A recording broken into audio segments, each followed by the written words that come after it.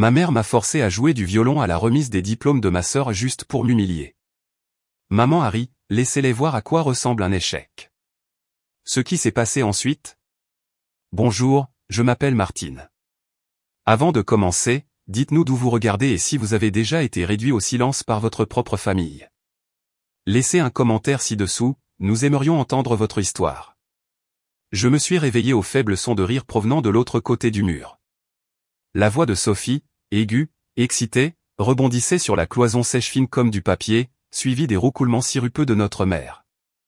J'ai tourné lentement la tête, les yeux plissés face à la douce lumière filtrant à travers les stores tordus de la fenêtre. La pièce où j'étais n'était pas la mienne, pas vraiment. C'était la buanderie avant que maman ne débarrasse les vieilles machines et n'y jette un lit de camp étroit et une commode bancale. Maintenant, c'était mon « séjour temporaire », comme elle aimait l'appeler. Je suis resté immobile un instant, écoutant. Le jour de la remise des diplômes de Sophie.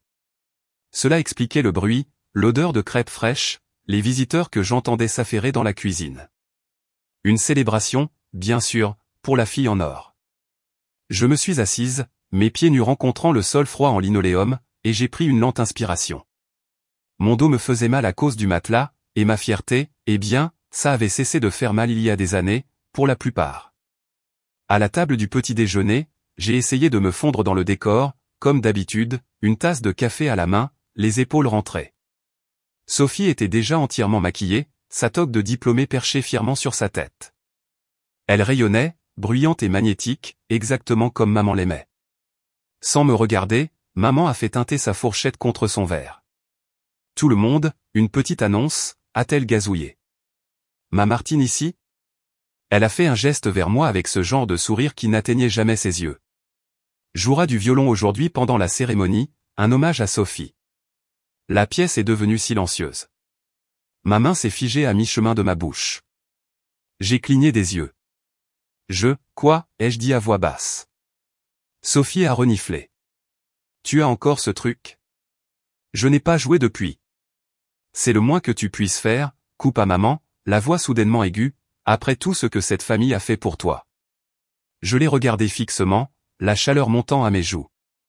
Il n'y avait eu aucune discussion, aucune demande, juste une exigence déguisée en cadeau. Son ton s'est adouci, moqueur. Allez, ma chérie, laisse-les voir à quoi ressemble un échec. Ce sera peut-être ta dernière ovation debout. Les invités ont ri nerveusement. Sophie a souri narquoisement. J'ai posé la tasse. Mes paumes étaient moites. Je n'avais pas touché le violon depuis 15 ans. Pas depuis qu'il était mort. J'avais 16 ans quand papa s'est effondré dans l'allée. Un instant, il fredonnait dans le garage, accordant le chevalet de mon violon, l'instant d'après, j'étais debout à son chevet, une infirmière marmonnant quelque chose que je n'ai jamais voulu comprendre. Après son décès, j'ai arrêté de jouer. Je n'ai pas pleuré, je n'ai pas crié. J'ai juste remis l'instrument dans son étui et je l'ai porté au grenier. Quand maman m'a trouvé là, des heures plus tard, elle n'a pas dit « c'est normal d'arrêter ». Elle a dit « la musique ne nourrira personne ». Tu n'es pas Sophie. Je suis devenu le reste. Maintenant, alors que j'étais assise sur le siège passager en route pour la remise des diplômes de Sophie, le violon, poussiéreux, balafré, toujours dans son étui fissuré, reposait sur mes genoux. Mes doigts me démangeaient de quelque chose que je ne pouvais nommer, peur, honte, rage, probablement tout ça à la fois. L'amphithéâtre du lycée se profilait devant nous, bourdonnant de conversations, la fierté des parents épaisse dans l'air. En coulisses, un coordinateur s'est précipité, me jetant à peine un regard avant de chuchoter dans un micro, performance spéciale, Martine Garnier, sœur de la major de promotion, Sophie Garnier. Maman m'a poussé en avant. Souris, siffla TL. Je suis monté sur scène en jean et en chemisier qui ne m'allait plus correctement depuis avant ma blessure. Mes chaussures couinaient. Les lumières m'aveuglaient. L'amphithéâtre était plein, étudiants, professeurs, les futurs beaux-parents de Sophie. J'ai croisé son regard au premier rang. Elle a articulé lentement et cruellement, essaie de ne pas être nulle. Le maître de cérémonie s'est éclairci la gorge. Un morceau de musique en l'honneur de Sophie Garnier. Applaudissements épars, quelques toux polis. Je me tenais au centre de la scène, sortant le violon de son étui. Les cordes étaient vieilles, l'archet effiloché. Mes mains tremblaient alors que je le levais à mon menton.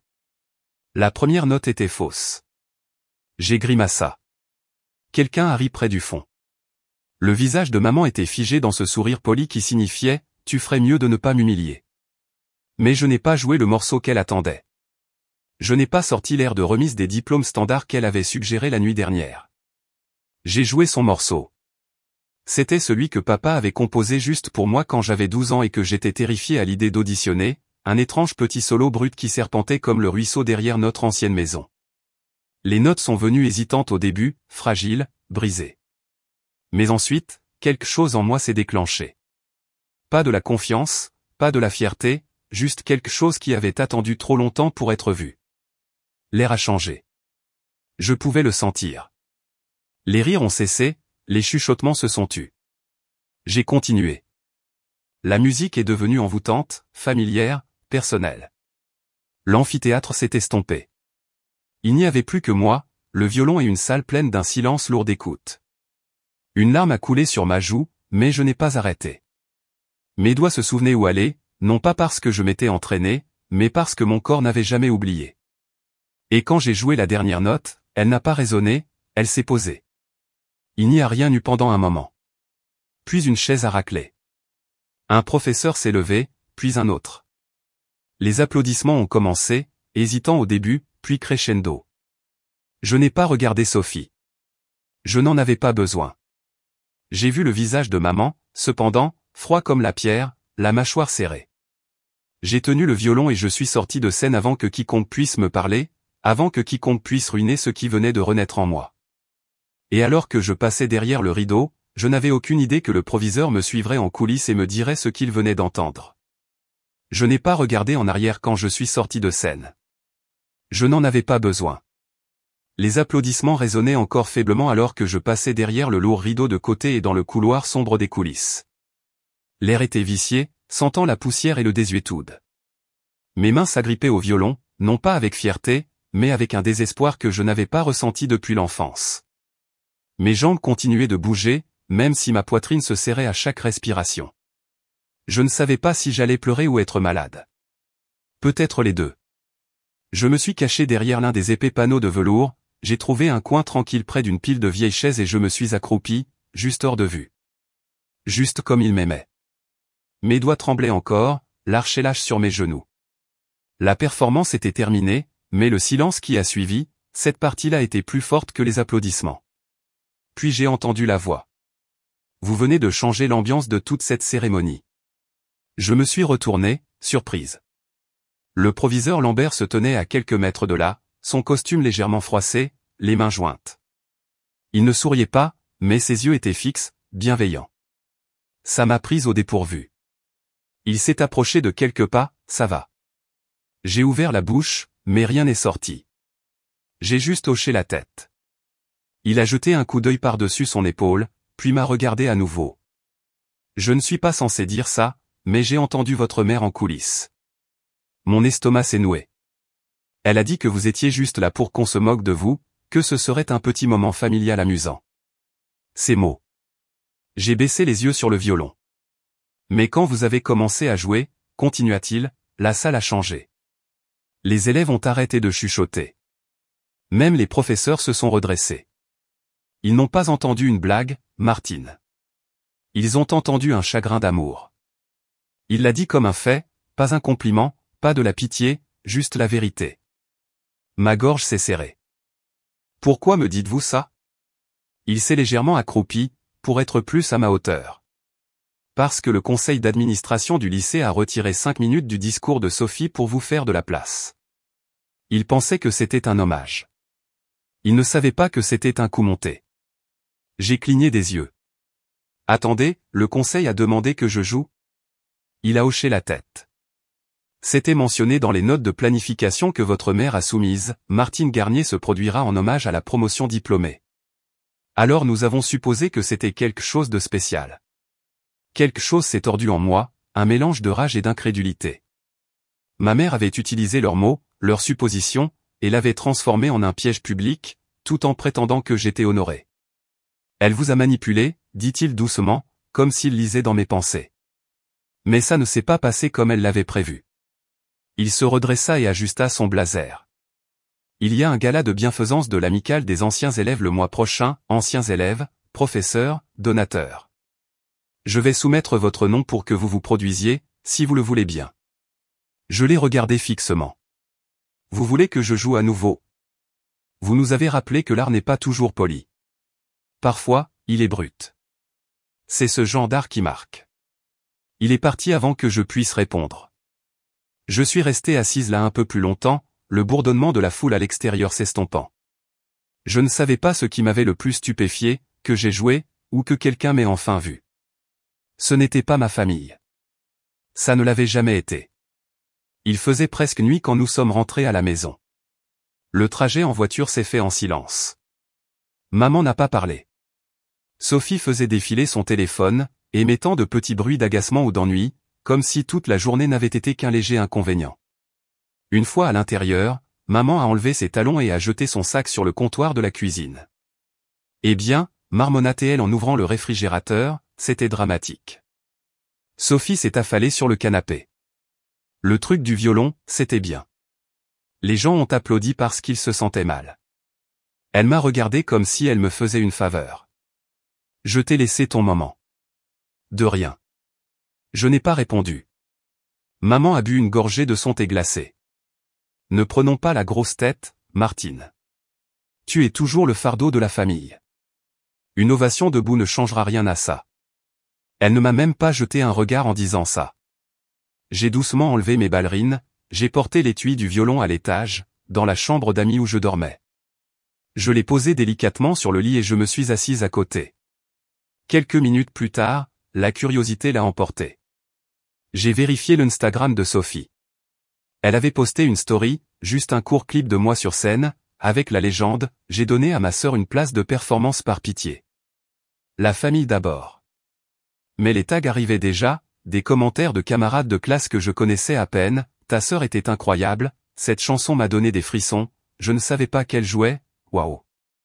Quelques heures plus tard, le post avait disparu. Elle n'a jamais dit pourquoi, mais j'ai vu le tic dans sa mâchoire au dîner quand oncle Denis m'a envoyé un SMS pour me dire « Félicitations ». Je n'ai rien dit. Pas encore. Mais quelque chose s'était fissuré. Le silence prudent que j'avais gardé toutes ces années ne tenait plus de la même manière. Plus tard dans la nuit, alors que je pliais du linge dans ma chambre, mon esprit a dérivé vers un souvenir qui n'avait pas refait surface depuis des années. J'avais 12 ans, dans une robe bleue qui grattait, debout sur la scène grinçante de l'amphithéâtre de mon collège. Mon père était assis au premier rang, une main agrippant le programme, l'autre essuyant sa joue alors que je jouais. Ce n'était pas un homme qui pleurait, mais ce jour-là, quand j'ai joué la dernière note, il s'est levé avant tout le monde. Ses applaudissements étaient forts et maladroits. Je me souviens encore de la façon dont il m'a chuchoté alors que je sortais de scène, « Un jour, ils t'entendront ». À l'époque, je n'avais pas compris ce qu'il voulait dire. Mais maintenant, je comprenais. Le lendemain matin, une enveloppe couleur crème est arrivée. Mon nom y figurait, en écriture soignée. À l'intérieur, une invitation officielle du proviseur Lambert, vous êtes cordialement invité à vous produire lors du 20e gala annuel des anciens élèves de la vallée du Croissant. Je ne l'ai dit à personne. Je l'ai plié et glissé sous mon matelas. Mais rien dans cette maison ne restait caché longtemps. Ce soir-là, Sophie a fait irruption dans ma chambre, cherchant son fer à lisser. Elle a fouillé dans les tiroirs sans demander, marmonnant que je cachais toujours ses affaires.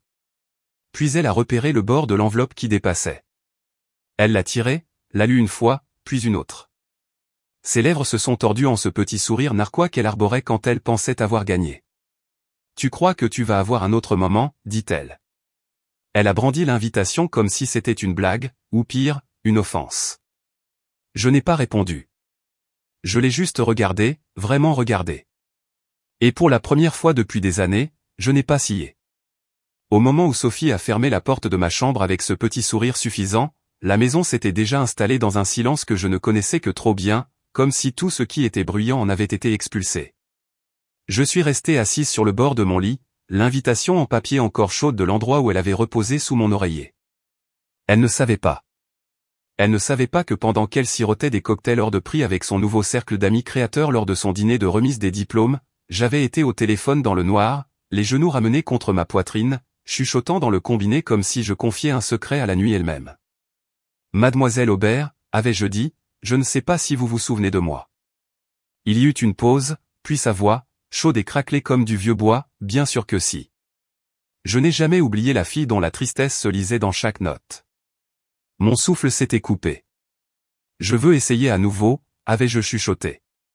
Y a-t-il encore une chance pour une audition? Une autre pause. Puis, il ne s'agit pas de chance, Martine. Il s'agit de savoir si tu le voulais encore assez pour saigner pour ça. Saigner pour ça. Elle le pensait littéralement. Je le savais parce qu'une fois, des années auparavant, je l'avais fait. Cet été-là, avant ma première, j'avais été accepté à la session d'été d'un conservatoire prestigieux. Une semaine plus tard, ma mère m'avait assise et m'avait dit sèchement, nous ne pouvons tout simplement pas nous le permettre, Martine. Tu sais que les temps sont durs. Et je l'avais cru. Jusqu'à ce que Sophie rentre à la maison avec un tout nouveau sourire facette, ensemble complet et une légende qui disait, la confiance commence par des dents parfaites. J'ai découvert plus tard que mademoiselle Aubert m'avait écrit une lettre de recommandation. Je ne l'ai trouvée que par accident, cachée au fond d'un tiroir de vieilles aubes de chorale à l'école. Jamais envoyée. Je n'ai pas pleuré. J'ai juste arrêté de jouer. Jusqu'à maintenant. Cette nuit-là, toujours au téléphone, j'ai demandé à mademoiselle Aubert, voudriez-vous m'aider à nouveau? Elle n'a pas hésité. Oui, a-t-elle dit. Mais cette fois, tu envoies la lettre. Tu te présentes. Tu assumes.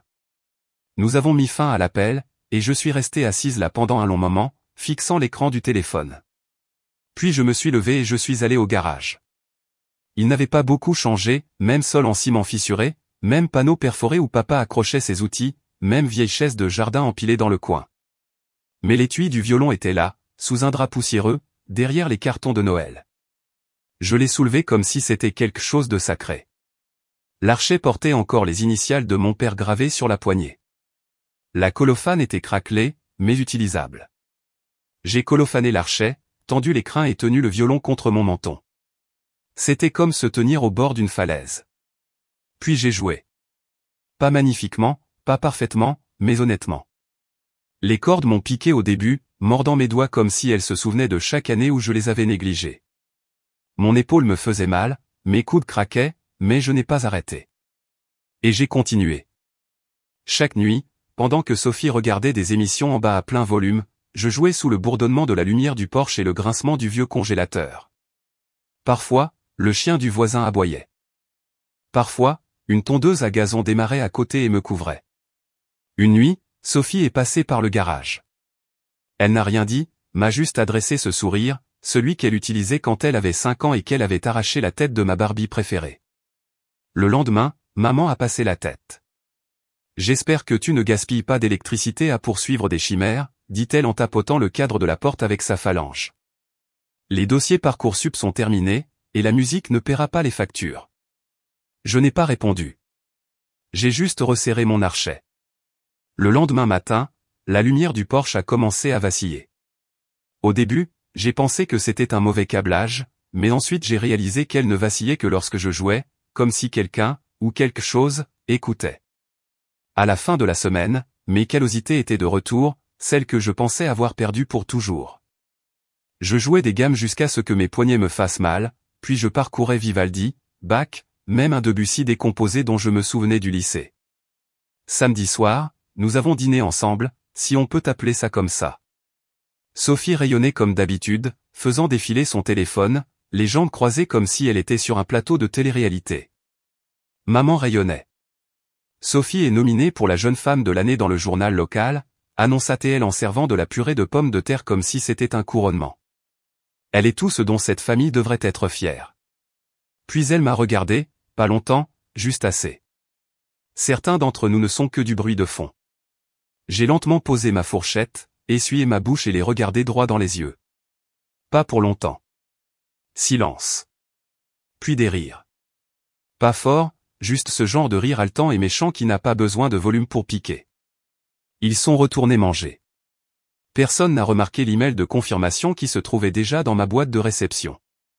Mon audition privée était prévue pour le jeudi suivant. Je l'avais réservée le jour même où mademoiselle Aubert avait dit oui. Plus tard dans la nuit, je suis monté au grenier pour chercher le vieux métronome de mon père, celui qu'il tapait avec ses phalanges quand je traînais le tempo. Il m'a fallu un certain temps pour le trouver, mais ce que j'ai trouvé en premier, c'est la lettre, pliée dans la doublure de son étui de violon de rechange. Jaunie, mais soignée. Elle ne m'était pas adressée. Elle n'en avait pas besoin.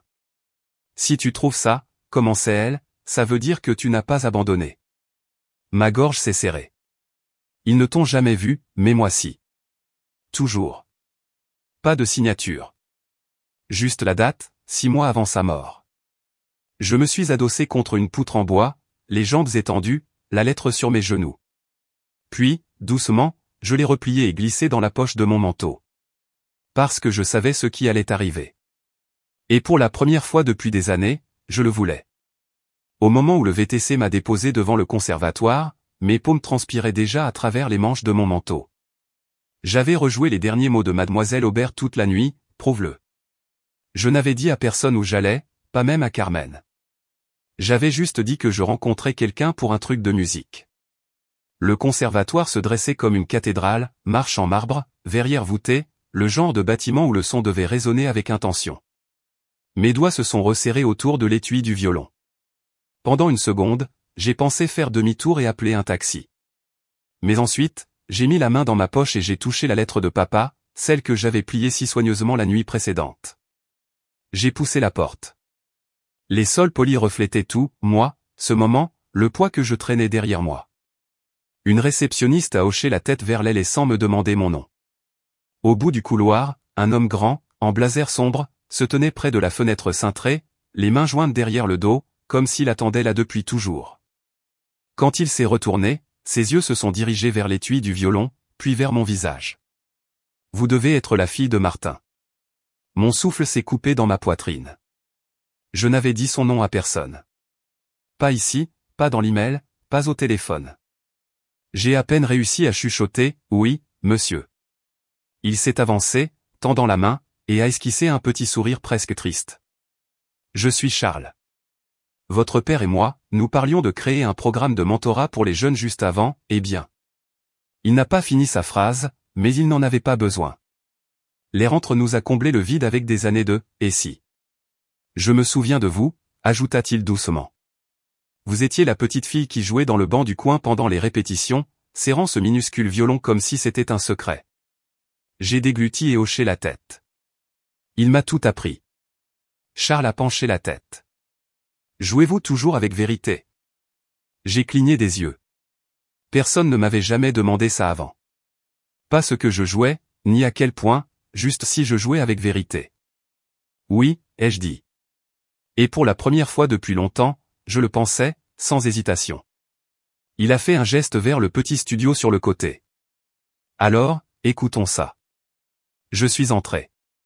Le plancher grinçait doucement sous mes pas. La pièce était modeste, juste un piano, une seule chaise et un grand pupitre pour les partitions. Je n'avais pas besoin du pupitre. J'ai ouvert l'étui, soulevé mon violon et passé légèrement l'archet sur les cordes pour vérifier l'accord. Mes mains tremblaient. Mes doigts portaient encore de légères croûtes des répétitions cachées de la semaine dernière dans le garage, mais je n'ai pas bronché. J'ai pris une inspiration. Puis j'ai joué. Ce n'était pas parfait, pas au début. Mon bras d'archet vacillait. J'ai raté un démanché dans la deuxième phrase. Mais quelque part entre la quatrième mesure et le pont, j'ai arrêté d'essayer d'être impeccable et j'ai juste ressenti. J'ai laissé la mélodie se déployer. J'ai joué le même morceau que papa m'avait appris la nuit où nous nous étions cachés dans l'arrière-salle pendant cette tempête, celui que j'avais osé jouer à la remise des diplômes de Sophie. Cette fois, je l'ai joué pour lui. Quand j'ai terminé, le silence s'est étiré longuement. Charles n'a pas applaudi. Il n'a pas souri. Il m'a juste regardé comme si j'avais dit quelque chose de sacré et qu'il avait besoin d'une seconde pour l'absorber. Vous n'êtes pas comme les autres, dit-il finalement. Vous ne courez pas après la scène. Vous la portez. Je n'ai pas bougé. Je ne savais pas si c'était bien ou mal. Puis il a mis la main dans la poche de son manteau et en a sorti un dossier. Ce n'est pas une offre complète, pas encore. Mais nous avons un programme de mentorat. Individuel. Hors des sentiers battus. Intensif. Nous voyons si ça vous convient. Et vous voyez si cette vie vous convient toujours. J'ai expiré, comme si je n'avais pas respiré depuis 10 minutes. Je serais honoré, dis-je doucement. Quand je suis rentré à la maison, il était un peu plus de 6 heures. La maison sentait les pâtes réchauffées et le pain à l'ail bon marché. Les rires de Sophie venaient du salon, une émission de télé-réalité quelconque bourdonnant en arrière-plan. J'ai glissé le dossier du conservatoire au fond de mon panier à linge, puis je l'ai poussé au fond de mon placard. Pour une fois, j'avais l'impression de protéger quelque chose qui m'appartenait, pas de me cacher par peur, mais de garder quelque chose que j'avais gagné. L'après-midi suivant, alors que j'aidais à la médiathèque, Sophie a dû fouiner. Je l'ai remarqué à la façon dont sa porte grinçait trop lentement cette nuit-là, comme si elle attendait de voir si j'allais entrer en trombe. Je ne l'ai pas fait. Mais au dîner, maman en était déjà à son 2e verre de vin en cubi quand elle a attaqué. Alors, dit-elle nonchalamment en piquant une boulette de viande, j'entends dire que quelqu'un a manigancé dans notre dos, planifiant de grandes choses. Des choses de niveau conservatoire. Sophie avait l'air suffisant, faisant tourner son eau comme si c'était du champagne. Je pensais que tu apprenais enfin l'humilité, continua maman, sa voix s'aiguisant. Mais maintenant, tu te crois meilleur que nous autres. Je n'ai pas bronché. Je l'ai regardé droit dans les yeux. Je n'ai jamais fait partie de votre nous. La pièce est devenue immobile. Puis Sophie a reniflé. Tu crois vraiment que jouer de ce violon te rend spécial? Je n'ai pas répondu. Je n'en avais pas besoin. J'ai juste pris mon assiette et je l'ai portée à l'évier. Cette nuit-là, alors que je pliais des vêtements dans ma chambre, je n'ai pas entendu le « ping » du téléphone de Sophie dans le couloir, je ne l'ai pas vu se pencher près de l'écran, se mordant la lèvre en tapant « je ». Ne savais pas qu'elle avait trouvé le contact presse dans la brochure de mentorat du conservatoire, je ne savais pas qu'elle avait envoyé un email disant que j'avais falsifié le nom de mon père pour obtenir une offre par pitié. Je ne le savais pas. Mais quelqu'un d'autre le savait. Et au moment où je suis entré pour le cours suivant, Maestro Charles avait déjà l'email ouvert sur son bureau. Alors, quand je suis entré pour le cours suivant, Maestro m'a regardé différemment. Il se tenait déjà à l'extrémité de la salle de mentorat, les bras croisés, un dossier en papier craft posé sur le piano à côté de lui. Le sourire avec lequel il m'accueillait habituellement n'était pas là. À la place, son expression était illisible, quelque part entre la réserve et la déception. « Martine, dit-il d'une voix égale, nous devons d'abord parler. » Je m'arrêtai net. L'air à l'intérieur de la pièce semblait plus tendu que d'habitude, comme si quelque chose de sacré avait été perturbé. J'agrippai la sangle de mon étui de violon, le cœur battant la chamade. Maestro prit un morceau de papier plié et me le tendit. Ceci a été envoyé anonymement au conservatoire, dit-il, hier. Je le dépliai lentement. Rien que l'objet du message me fit tressaillir, réclamation d'héritage frauduleuse, Martine Garnier. L'email ne s'embarrassait pas de politesse. Il allait droit au but, cette étudiante a utilisé un lien fabriqué avec Martin Garnier pour manipuler la sympathie et obtenir un mentorat. Il n'existe aucune documentation officielle liant ses réalisations à l'héritage de son défunt père. Certaines personnes feront n'importe quoi pour se sentir importantes. Mais ce qui m'a glacé, ce n'était pas l'accusation. C'était le ton. J'avais déjà entendu cette voix. Juste pas à l'écrit. La formulation, le rythme suffisant, la façon dont ça essayait de paraître désinvolte tout en enfonçant le couteau. C'était Sophie. Seule Sophie avait jamais qualifié ma musique de « tentative de sympathie ». Seule Sophie disait que je me pavanais avec ce violon comme si ça compensait le fait d'être une personne insignifiante. C'était sa voix, claire comme le jour, déguisée sous la lâcheté. Je levai les yeux vers Maestro Charles, dont le regard n'avait pas vacillé. « Ce n'est pas vrai, dis-je. » Ma voix était plus stable que je ne l'aurais cru. Tout ce que j'ai soumis le lien avec mon père, mon historique de performance, tout est réel. Je n'ai pas demandé la pitié. J'ai joué. Il m'observa un instant de plus. Puis il expira et tapota doucement le dessus du piano avec ses phalanges. « Je sais, dit-il doucement. Mais j'avais besoin d'entendre comment vous réagiriez. » Il chercha à nouveau dans le dossier et en sortit une deuxième enveloppe. Celle-ci était vieille, les bords jaunis, le sceau fragile. À l'intérieur se trouvaient des pages manuscrites, pâlies mais toujours lisibles. Les notes de mon père. Ceci, dit-il, date de l'époque où nous planifions ensemble le programme pour les jeunes, avant son décès. Je passai légèrement mes doigts sur le papier. Son écriture, ses croquis, des phrases musicales que je reconnus du morceau que j'avais joué à la remise des diplômes. Vous avez ses mains, Martine, dit Maestro, la voix plus basse maintenant. Mais ceci, cet email, ce ne sera pas la dernière attaque. Je levai les yeux vers lui. Ma gorge était serrée, mais pas de tristesse. J'étais fatigué. Fatigué de me réfugier dans le silence chaque fois que quelqu'un essayait de me faire douter de ce que je savais au plus profond de moi. Je ne vais pas me battre, dis-je. Je vais les surpasser en jouant. Un petit sourire effleura les coins de sa bouche. Bien, dit-il. C'est ce que votre père aurait fait. Cette nuit-là, je n'ai pas mangé avec le reste de la famille. Je suis resté dans ma chambre, porte verrouillée, les doigts traçant les bords du dossier du conservatoire que j'avais caché sous mon lit. J'avais prévu de garder ça secret, de faire profil bas, de m'entraîner, de faire mes preuves discrètement. Mais Sophie, elle ne supportait pas de ne pas savoir. Et maintenant, elle savait. Vers 22 heures, je suis sorti pour prendre de l'eau. Sophie était au comptoir de la cuisine, faisant défiler son téléphone comme si elle n'avait aucun souci au monde. Quand elle a levé les yeux et m'a vu, elle a souri narquoisement. Eh bien, dit-elle en étirant le mot comme s'il avait un goût sucré. Alors, tu poursuis toujours ton petit rêve de symphonie. Je n'ai pas répondu. Elle se leva, croisa les bras. Tu sais, c'est plutôt mignon la façon dont tu crois vraiment que tu vas quelque part. Mais ce n'est pas un film, Martine. Les gens ne se font pas découvrir juste parce qu'ils se morfondent en jouant de tristes petits airs. Tu as lu mon dossier, dis-je doucement. Elle pencha la tête. Tu l'as laissé à moitié enfoui sous le linge. À quoi t'attendais-tu? Notre mère entra juste à ce moment-là, tenant une pile de coupons et marmonnant à propos du prix de l'essence. Elle surprit la fin de l'échange et fronça les sourcils. Que se passe-t-il? Demanda-t-elle. Martine fait toujours semblant d'être destinée à une scène, répondit Sophie avant que je puisse parler. Elle joue toujours la carte de la pauvre prodige. Maman roula des yeux et fit un geste de la main. Assez, Martine. Ta place est ici. Tu as un toit sur la tête. Sois reconnaissante. Ce truc de musique, c'est mignon quand tu es enfant, mais tu n'as plus 12 ans. Je n'ai pas discuté. J'ai juste fait demi-tour, je suis retourné dans ma chambre et j'ai commencé à ranger le violon dans son étui rigide, lentement, avec détermination. Le lendemain matin, alors que la maison était silencieuse, je me suis assise à mon vieux bureau et j'ai ouvert un onglet de navigateur vierge. Plus de silence. J'ai créé un blog privé, anonyme. Pas de photos de moi, pas d'historique personnel.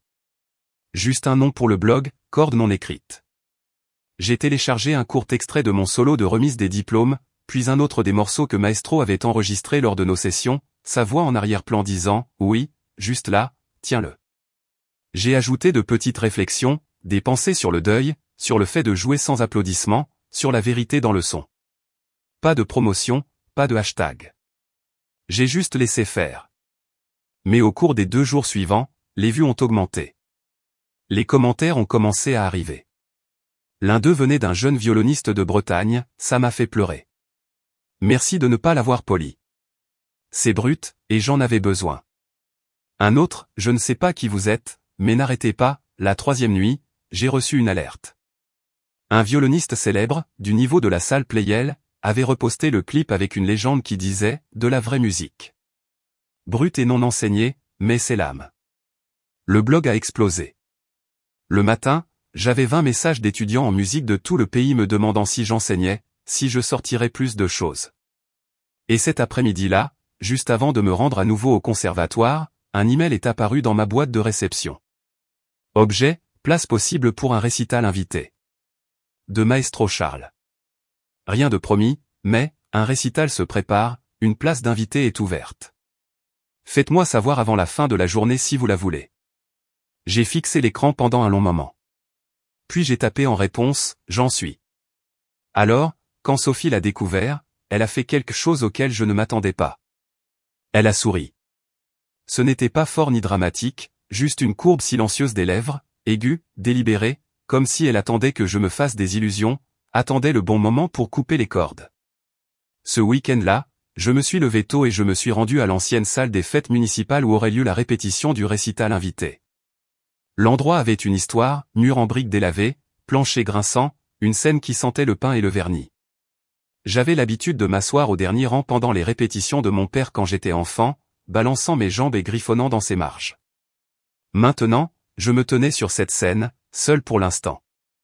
J'ai ouvert mon étui de violon et j'ai commencé à accorder. Les cordes vibraient doucement alors que j'ajustais les chevilles, les doigts stables. Quelques jeunes musiciens sont entrés, me saluant d'un petit sourire prudent. Certains d'entre eux avaient probablement vu mon blog, entendu mes extraits de pratiques brutes, lu mes entrées de journal nocturne sur la peur et l'échec. Ils ne savaient pas que c'était moi au début, mais maintenant, eh bien, les chuchotements devenaient plus forts. Maestro Charles est arrivé peu de temps après. Il a frappé une fois dans ses mains. Aujourd'hui, nous ressentons juste. Pas de pression. Vous êtes ici parce que vous avez quelque chose à dire à travers votre instrument. Laissez-le parler. J'ai hoché la tête. Pour la première fois depuis ce qui semblait une éternité, je ne me sentais pas diminué dans la pièce. J'avais ma place. Ou du moins, je commençais à la voir. La chaleur n'a pas duré longtemps. J'étais sur le point de monter sur la plateforme pour la première répétition quand mon téléphone a vibré une fois, puis une autre, et encore et encore. Au début, j'ai pensé que c'était un rappel, ou peut-être un message de groupe. Mais ensuite, j'ai vu les notifications, capture d'écran, tag Instagram, liens que je ne reconnaissais pas. Mon blog anonyme, exposé. La page d'accueil que j'avais construite dans le calme de ma chambre, les vidéos que j'avais téléchargées, le cœur battant, le post de fin de soirée où j'avais écrit « Je ne suis la prodige de personne. Je suis juste quelqu'un qui ne peut pas arrêter de jouer. » Tout ça, maintenant avec mon vrai nom attaché. Quelqu'un l'avait tordu, recadré, comme une manipulation. J'ai ouvert un post. Ma photo, tirée d'un vieux concert scolaire. La légende disait, une fille prétentieuse simule la douleur par sympathie, utilise la mort de son père pour décrocher une place de récital. Pathétique. Mon estomac s'est retourné. J'ai fait défiler vers le bas. Un autre commentaire, elle ne possède même pas ce violon. Sa sœur a dit qu'il lui avait été transmis. Les gosses de riches qui volent des héritages. Dégueulasse. Les mots m'ont transpercé. Mais je n'avais pas besoin de deviner ce ton, cette formulation, cette confiance suffisante se cachant derrière une cruauté désinvolte. C'était la signature de Sophie. J'ai cligné des yeux fortement et je suis quand même monté sur la scène de répétition. La salle de musique semblait plus lourde maintenant. Quand j'ai levé l'archet pour jouer, mes mains n'étaient pas stables. Mon épaule était trop tendue, ma prise trop rigide. Les premières notes ont craqué comme du bois sec. Au moment où j'arrivais au deuxième mouvement, un des enfants au fond s'est penché pour chuchoter, sans même prendre la peine de baisser la voix, « C'est la fille du poste ?»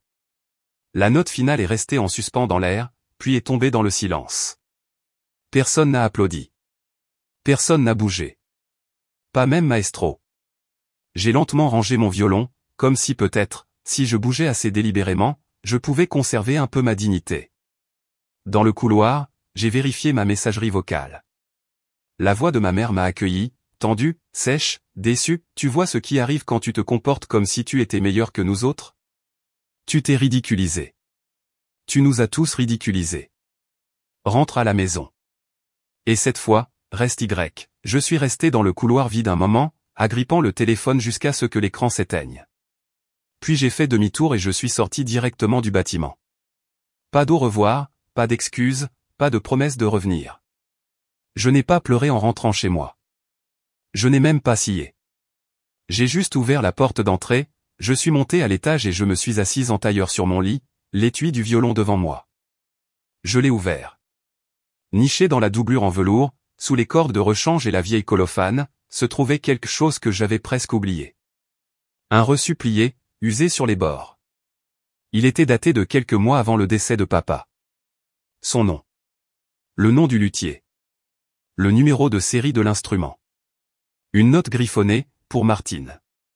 Parce que tu as toujours écouté. Il me l'avait donné.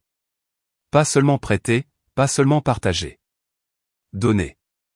Sophie avait essayé de prétendre qu'il était à elle, avait essayé de me faire passer pour la voleuse. J'ai longuement fixé le papier. Puis j'ai pris une photo et j'ai ouvert le blog. Le dernier post avait été inondé de commentaires haineux. J'ai ajouté une autre entrée.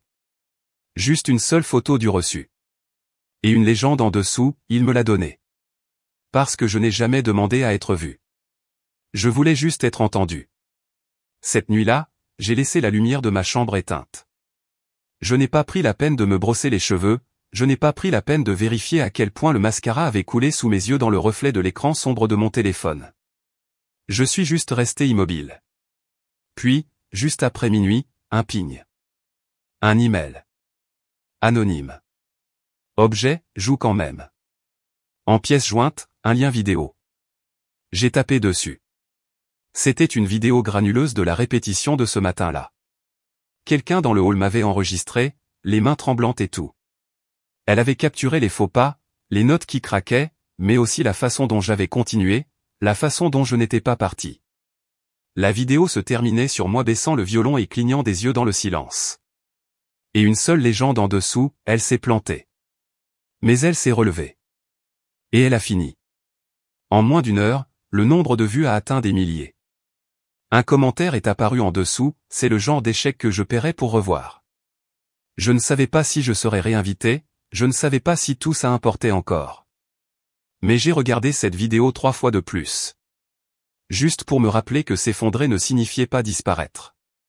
Et quand Maestro a vu cette vidéo, il a pris une décision qui a tout changé. Cette nuit-là, j'ai à peine dormi. Pas d'anxiété, mais de quelque chose de plus calme, une sorte de silence qui s'installe dans vos os après avoir été vidé devant une salle pleine d'étrangers et avoir quand même réussi à rester debout. Le monde ne s'est pas arrêté. Je n'étais juste plus sûr d'y avoir ma place. Le matin est venu lentement, déversant une lumière dorée sur le sol de ma chambre. Je me suis assise sur le bord du lit, l'étui du violon toujours fermé à mes pieds. Je ne l'avais pas touché depuis la nuit où Sophie avait tout exposé. Les commentaires, le silence, le message vocal de maman, tout ça résonnait encore. J'étais en train de ranger l'étui, non pas pour jouer, mais pour le mettre de côté, quand quelqu'un a frappé à la porte d'entrée. 3 coups. Puis le silence. J'ai ouvert lentement, m'attendant à moitié à un autre coup, une autre insulte enveloppée de pitié. Mais il se tenait là. Maestro Charles. Les cheveux en bataille. Sans prétention. Il m'a tendu un papier plié. Il ne voulait pas te donner la place, dit-il doucement. Mais moi, si. J'ai baissé les yeux. Mon nom, Martine Garnier, était imprimé au bas de la programmation du récital. Dernière interprète. La clôture. J'ai ouvert la bouche, mais rien n'est sorti. Pas même de l'air. Sa voix a brisé le silence. Si tu dis non, je comprendrai. Mais je te demande de dire oui. J'ai reculé, le laissant entrer. Nous nous sommes assis à la table de la cuisine. Il n'a pas touché au café que je lui ai offert. M'a juste regardé comme si j'étais déjà sur scène. Pourquoi moi, ai-je finalement demandé? J'ai craqué. J'ai trébuché. Je n'étais pas bonne. Il n'a pas bronché. Tu étais honnête. Cette vidéo, chaque fausse note, chaque once de courage, ça importait plus que des gammes parfaites.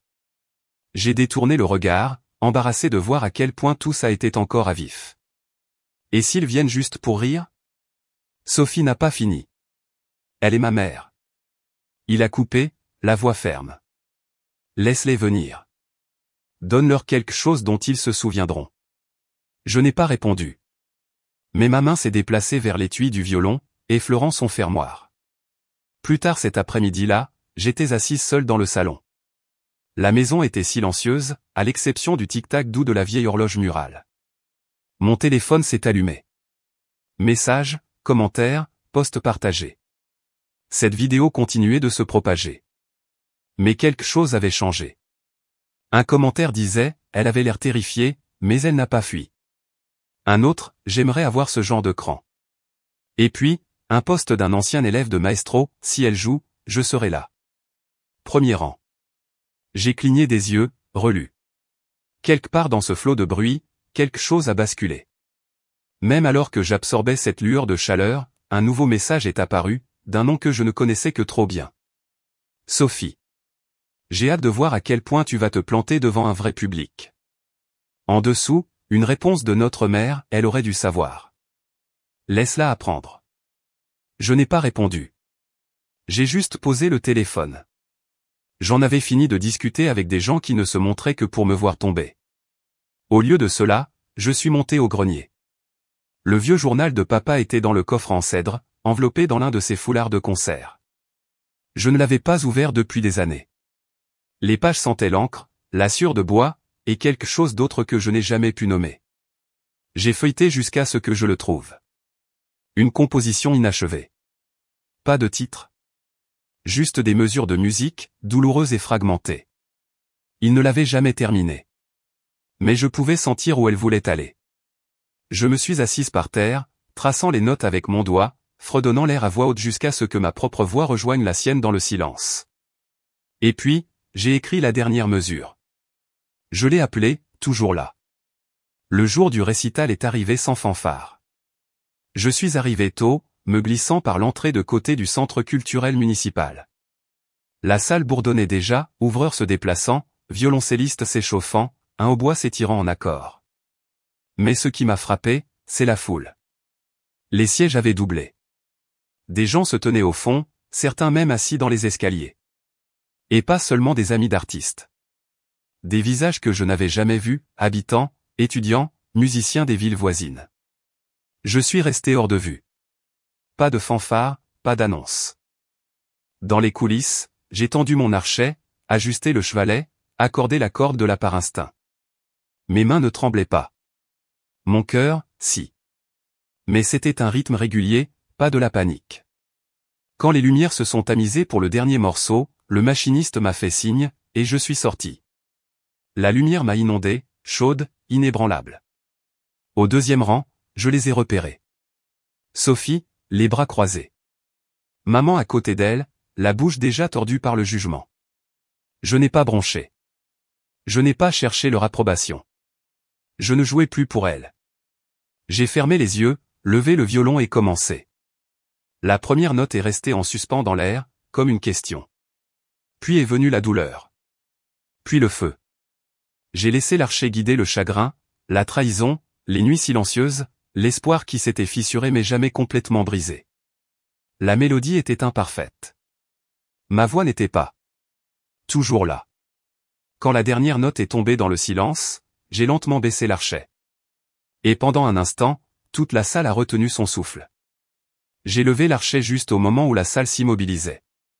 Pas de compte à rebours, pas de signal, juste le souffle, le mien, et le poids de chaque instant qui avait mené à celui-ci. La première note a tremblé, comme si elle avait peur d'être entendue. Ce n'était presque rien, un murmure à travers la corde et le bois, mais c'était le mien. Fragile, imparfait, réel. Le projecteur brûlait au-dessus, doux et stable, et quelque part près du troisième rang, Sophie était assise avec notre mère, les bras croisés, attendant, s'attendant à la chute. Elle ne savait pas que j'étais déjà tombé, et que j'étais remonté. Le morceau n'était pas tape à accent grave l'œil. Il n'était pas destiné à impressionner. Il n'avait pas de grande fioriture, pas de crescendo pour les applaudissements. Il portait l'hésitation, le chagrin, mais aussi autre chose, la résistance. Je n'ai pas caché ma nervosité. J'ai laissé l'archet trembler légèrement, laissé les notes sortir brutes. Je ne jouais pour l'approbation de personne. Je disais simplement la vérité, note par note. Les téléphones se sont éteints. Les toux ont cessé. Et quelqu'un au fond a laissé échapper un halètement brusque, incontrôlé. Pourtant, je n'ai pas regardé vers Sophie ou maman. Je n'en avais pas besoin. Je pouvais les sentir, figés derrière leur mur de jugement. Cette fois, ce n'était pas leur approbation dont j'avais besoin. C'était ma voix. La mélodie a plongé bas, tirant des souvenirs d'endroits que je n'avais pas touchés depuis des années. Une note s'est enroulée dans le temps où l'on s'était moqué de moi sur scène en 4e, après que ma main se soit crispée en pleine performance. Une autre s'est étirée dans la nuit où j'avais regardé Sophie accepter son prix de musique pendant que j'étais assise en silence, applaudissant depuis le fond. Il y avait le son de la voix de papa, ne parlant pas, juste respirant, comme il le faisait quand nous répétions tard dans la nuit, le métronome battant entre nous comme un battement de cœur. Je me souvenais de la façon dont il posait sa main sur la mienne pour guider le coup d'archet, pas corriger, juste guider. Ce souvenir est resté avec moi alors que je passais à la partie du morceau que j'avais ajouté moi-même, une réponse silencieuse à tout ce qui était inachevé, une ligne qui ne s'excusait pas, mais insistait pour être entendue. Je ne savais pas ce que ça ferait jusqu'à ce que j'atteigne la note finale. Je l'ai tenue plus longtemps que prévu, comme si je n'étais pas prête à lâcher prise. Et quand elle s'est estompée, j'ai laissé tomber l'archet, non pas avec éclat, mais de la façon dont on ferme une porte après l'avoir franchie. Silence. Pas même le bruissement de vêtements ou d'une page de programme qui tourne.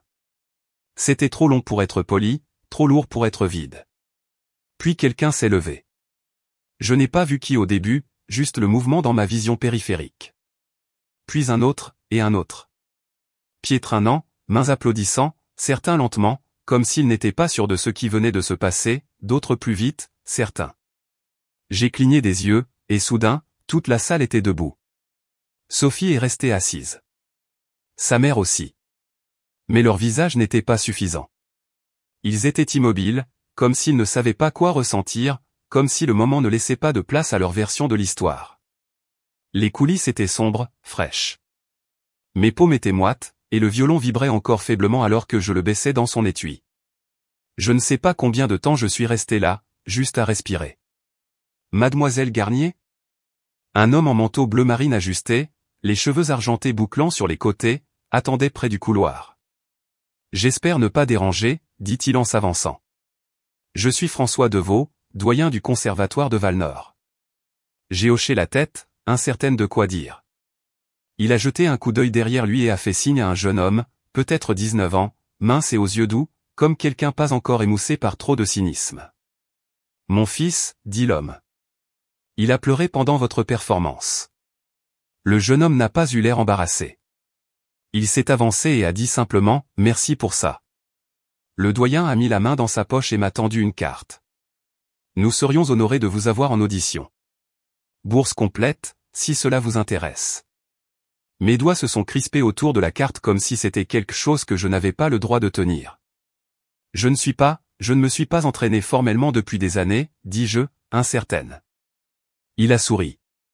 Vous vous êtes entraîné à quelque chose de beaucoup plus difficile, la grâce.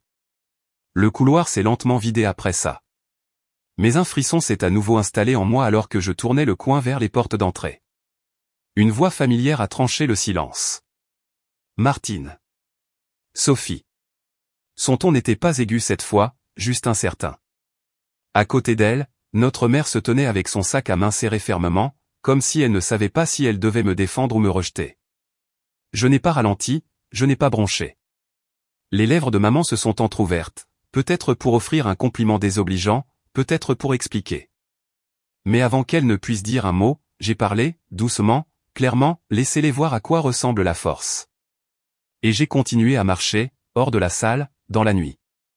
Pas triomphante, juste stable. Pour la première fois depuis des années, je n'avais pas l'impression d'avoir quelque chose à prouver. J'avais dit tout ce que j'avais besoin de dire, sans crier. Je pensais que l'ovation était la fin. Je pensais que les applaudissements s'estomperaient et que je retournerais dans le silence. Mais le lendemain matin, c'était plus fort que tout ce que j'avais jamais joué. La lumière de mon téléphone clignotait comme un battement de cœur obstiné. Je me suis retourné, encore enveloppé dans la brume de la nuit précédente, et j'ai attrapé mon téléphone. Messages, appels manqués, notifications s'accumulant plus vite que je ne pouvais les balayer.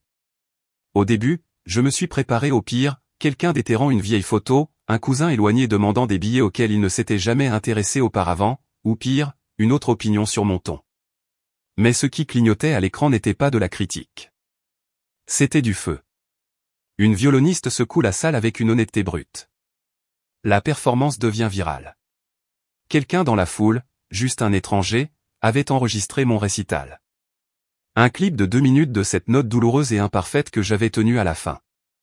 Et d'une manière ou d'une autre, il avait atteint 1 million de personnes pendant la nuit. La vidéo était granuleuse, éclairée par la faible lueur de la scène, mais elle portait le moment, mon moment. Le silence. L'ovation debout. J'ai fait défiler les commentaires, ne m'attendant pas à grand-chose. Mais au lieu de moquerie, j'ai trouvé autre chose, elle n'a pas seulement joué du violon, elle a raconté l'histoire de chaque fille à qui on a dit qu'elle n'était pas assez. Un autre disait, cet archet tremblait, mais elle l'a tenu. J'ai ressenti ça. Je ne sais pas combien de temps j'ai fixé l'écran. Mon café a refroidi à côté de moi. Et pour la première fois depuis longtemps, mes mains étaient immobiles. Non pas parce qu'elles avaient peur, mais parce qu'elles avaient dit tout ce qu'elles avaient besoin de dire. Vers midi, juste après avoir pris une douche et réussi à enfiler le t-shirt le moins froissé que j'avais, un autre bourdonnement est arrivé. Email. Objet, programme d'artiste en résidence. Réponse immédiate demandée. C'était de l'assistante du doyen. Pas une newsletter, pas un formulaire standard. Une offre directe. Pas seulement la bourse complète dont Maestro Charles avait parlé, mais une invitation à être mentor, à enseigner. Vous n'étudierez pas seulement, disait le message, vous montrerez aux autres comment survivre. Je me suis assise. Pas d'incrédulité, mais de libération. Pendant si longtemps, chaque prix que Sophie ramenait à la maison avait été encadré, chaque projecteur semblait trop chaud pour quelqu'un comme moi. Mais ce moment, il était calme, doux, et à moi.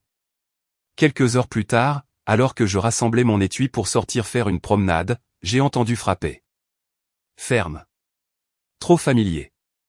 Quand j'ai ouvert la porte, Sophie se tenait là, les bras croisés serrés contre sa poitrine, comme un bouclier qu'elle avait oublié comment baisser. Alors maintenant, tu es une sorte de martyr, dit-elle, scrutant mon visage comme s'il contenait encore quelque chose qu'elle pouvait tordre. Je n'ai pas bronché, je ne l'ai pas fait entrer. Au lieu de cela, je suis retourné dans l'appartement et j'ai sorti l'enveloppe, celle avec la version imprimée du blog. Tout. Mes mots, mes souvenirs, mes vérités. Non édité. Je la lui ai tendue, sans cérémonie. Je ne l'ai pas écrit pour toi, ai-je dit. Elle a fixé l'enveloppe comme si elle pouvait lui brûler la main. Alors pourquoi l'envoyer? Parce que tu dois comprendre. Il ne s'agissait jamais de te prendre quoi que ce soit. C'est ça qui t'a fait le plus mal, n'est-ce pas? Que je n'ai pas essayé de rivaliser. Sophie a cligné des yeux, une seule fois. Sa bouche s'est ouverte, mais aucun son n'est sorti. Pour la première fois de ma vie, ma sœur n'avait rien à dire. Elle s'est retournée et est partie sans un mot. Pas d'insulte d'adieu, pas d'excuse. Juste le bruit de talons s'éloignant dans le couloir. Le lendemain matin, le campus du conservatoire avait l'air différent de ce dont je me souvenais. Plus grand, plus chaleureux, en quelque sorte. J'ai monté les marches, mon violon à la main, non pas caché cette fois, mais bien en vue. Je m'étais promis de franchir ces portes quand je me sentirais prête. Et maintenant, je n'entrais pas seulement comme étudiante. Près du haut des marches, une petite fille avec un sac à dos trop grand pour elle s'est précipitée vers moi. « Tu es la fille au violon », sourit-elle. « Je t'ai vue en ligne. » J'ai souri et je me suis agenouillé à sa hauteur. « Vraiment ?» Elle a sorti une feuille de musique froissée de son dossier. « Veux-tu signer ça ?» J'ai pris le crayon qu'elle m'offrait et j'ai soigneusement écrit mon nom dans la marge. « Quel est ton morceau préféré ?» ai-je demandé en le lui rendant. Elle a haussé les épaules. « Je n'en ai pas encore. » J'ai ri, doucement et pleinement. « Alors, écrivons un ensemble. » Cet après-midi-là, j'ai donné ma première session. Juste quelques chaises, quelques enfants et un cercle de pupitres dans une pièce ensoleillée. Pas de scène, pas de pression. Juste des possibilités. Et pour la première fois de ma vie, le violon ne ressemblait pas à un poids. Il ressemblait à un pont. J'avais l'habitude de penser que le silence était la sécurité, que se fondre dans la masse m'empêcherait de craquer. Mais j'ai appris. Parfois, la note la plus forte que vous jouerez jamais est celle qui vous appartient enfin.